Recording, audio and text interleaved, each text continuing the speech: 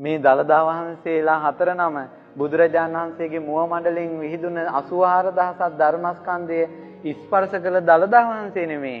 ඒ දළදා වහන්සේලා හතර නම බිඳෙන්න එපා කියලා අදිස්ථාන කළා. කේම මහරහතන් වහන්සේ බලාගෙන හිටියා මේ සරබු මහරහතන් වහන්සේ වැඩියනේ මේ ගින්දර මැදට.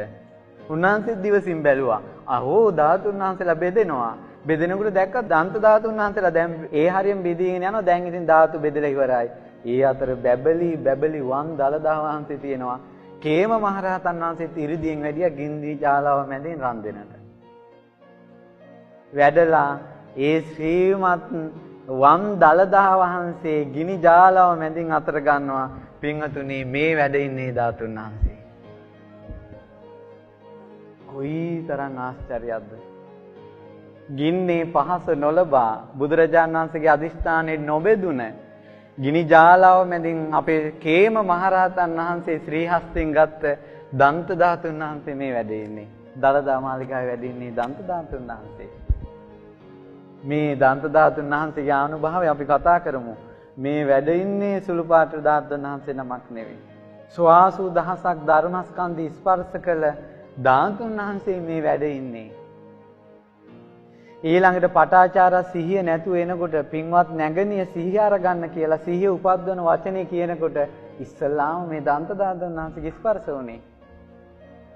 අඟුලිමාල දමනය කරන බණපද ඉස්සල්ලාම ස්පර්ශ වුණේ මේ දන්ත ධාතුන් වහන්සේගේ. ලෝකේ අන්තාක් රහතන් වහන්සේලා බිහි වුණාද? ඒ සියලු රහතන් වහන්සේලා බිහි කරන ධර්මයේ ඉස්සල්ලාම ස්පර්ශ වුණේ කුමකද? මේ දන්ත ධාතුන් වහන්සේ. ලංකාවේ ඒ වෙනකොට රජ කරන්නේ කිස්සිරි මෙවන් රජුරුව. රජුරුවන් දුන්න රජුරුව හරසරින් දන්ත ධාතුන් වහන්සේ පිළිගත්තා. ඒ දන්ත ධාතුන් වහන්සේ පිළිගෙන රජුරුව කල්පනා කරනවා අපි බුදුරජාණන් වහන්සේගේ ධාතුන් වහන්සේලා සුදු පාටයි නේ. ඔන්න ඒ කාලෙත් අර ප්‍රශ්නේ ඇවිල්ලා. මේ දන්ත ධාතුන් වහන්සේ ටිකක් කහ පාටයි නේ. බොරුවක්වත්ද? හිතනකොටම කරඬුව මෑත් වෙලා දන්ත ධාතුන් වහන්සේ ආකාශයට පැන නැගිලා රැස් විහිදෙනවා. මම ඒකනේ කිව්වේ මේ තරම් ප්‍රාතිහාර්ය පාපු ධාතුන් වහන්සේ නමක් තවත් නැති තරම්. මෙන්න මේ දන්ත ධාතුන් වහන්සේ. ඔය විදිහටමයි වැඩ ඉන්නේ. ඔය කොපුවක් නෙවෙයි ඔය දන්ත ධාතුන් වහන්සේම. ඊට පස්සේ මේ දන්ත ධාතුන් වහන්සේ රාජ්‍යරෝ සතුටට මල් වලින් පූජා කරන ධාතුන් වහන්සේ වැහුණා මල් වලින්. මොහොතක් යනකොට මෙන්න මල් දෙබෑ කරගෙන ධාතුන් වහන්සේ මතුවෙනවා. රජතුමාට හරි සතුටුයි. රත්තරන් සලු 500කින් ධාතුන් වහන්සේ වහනවා. සලු 500ම දෙබෑ කරගෙන ධාතුන් වහන්සේ මතුවුණා. ප්‍රාතිහාර්ය පෑවා. ඉතින් මේ දන්ත ධාතුන් වහන්සේ පරම්පරාවෙන් රජවරු අතරට ආවා. පරාක්‍රම බාහු රජුරෝ අනුරාධපුරේ ඉඳලා පොළොන්නරුවට දන්ත ධාතුන් වහන්සේ පෙරහැරින් වඩම්මන්ට හදනකොටම වැස්ස වහින්න පටන් ගත්තා. රජුරෝ කල්පනා කළා දන්ත ධාතුන් වහන්සේ අතට අරන් මම මගේ රාජ්‍යයට යනකොට වැස්ස එනවනම් මගේ රජකමෙන් ඇති ඵල ප්‍රයෝජනේ මොකද්ද?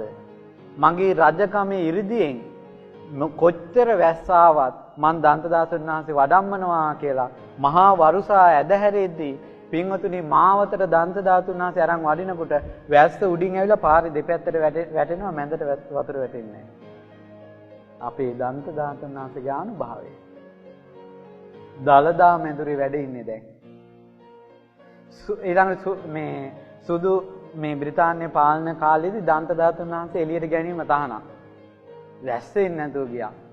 මිනිස්සු කිව්වා ආණ්ඩුකාරතුමාට නෑ අපි බලෙන් හරි දන්ත ධාතුන් වහන්සේ වඩම්මනවා කියලා දන්ත ධාතුන් වහන්සේ එළියට වැඩැම්මුවා. එක දවසේ වැහැපු වැස්සට මේ බලන්න. දළදා මාලිගාව වටේ තියෙනව නේද අර අපි ඇවිදගෙන යන මේ වලාකුළු බැමි. වලාකුළු බැමි උතුරන්ට වැස්ස ආවා. මේ වැස්සට කියනවා මොකද්ද? දළදා වතුර කියලා. 5000ක් අවුරුදු ගියාට පස්සේ බුද්ධ ශාසනය අතුරුදහන් වෙනකොට මේ අපේ කරඬු වල වැඩ ඉන්න අබෑටයක් ධාතුන් වහන්සේ ඉරිදීන් වඩිනවා රුවන්වැලි සෑයට.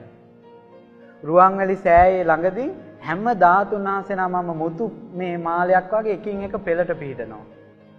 පෙළට මාලයක් වගේ පිහිටලා නාගදීපයට වඩිනවා ඒ ධාතුන් වහන්සේලා. මුළු ලංකාවෙම තියෙන ධාතුන් වහන්සේලා. ඔබගේ ගෙදර තියෙනවද භාග්‍යවතුන් වහන්සේගේ ධාතුන් වහන්සේ? ඒ ධාතුන් වහන්සේ ඉරිදීන් වඩින ධාතුන් වහන්සේ නම. ඊට පස්සේ නාගදීප සෑයේ දෙබෑ වෙලා මණික් පුටුව උඩට මතුවෙනවා.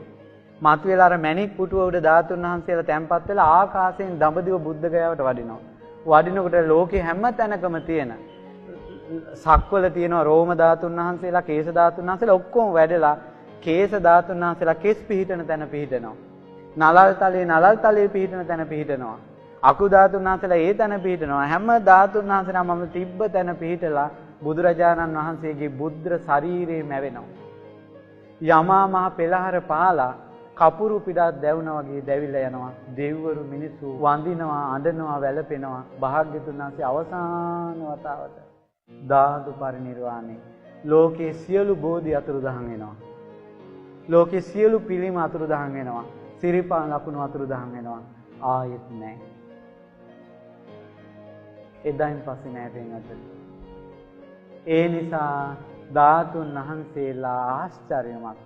ඒ උතුම් ධාතුන් වහන්සේලාට අපගේ নমස්කාරය වේවා.